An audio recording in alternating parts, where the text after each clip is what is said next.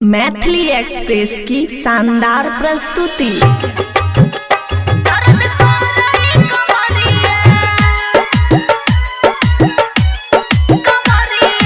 खुशी recording studio बलुआहा। सैया जी जाऊने बहरिया, सैया जी जाऊने बहरिया, दर्द करे कमरिया। सैया जी जाऊने बहरिया, दर्द करे कमरिया, करे कमरिया, दर्द करे कमरिया, दर्द करे कमरिया।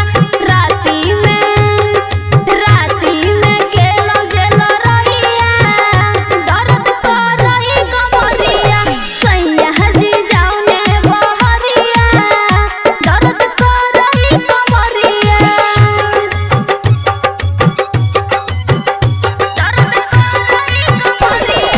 डीजे सुमित सतीश रैना।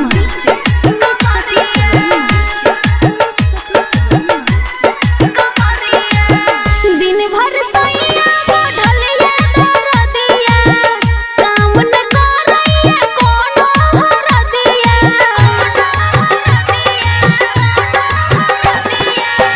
दिन भर सैया बढ़लिया दरदिया, काम न करैया कोनो हरदिया।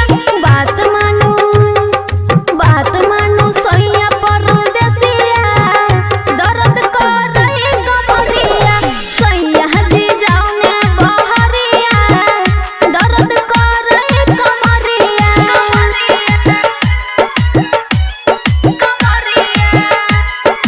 खुशी रिकॉर्डिंग स्टूडियो बलुआहा। पिया इंदरवा काटू नहीं बतिया, कहे दीपाली तनी साटू ने छतिया।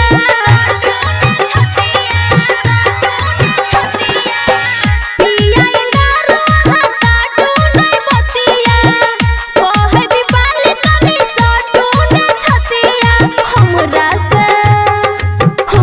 से हेत नहीं सहनिया, दर्द करे कमरिया।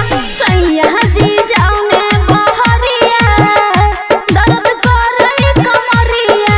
खुशी रिकॉर्डिंग स्टूडियो बलुआहा।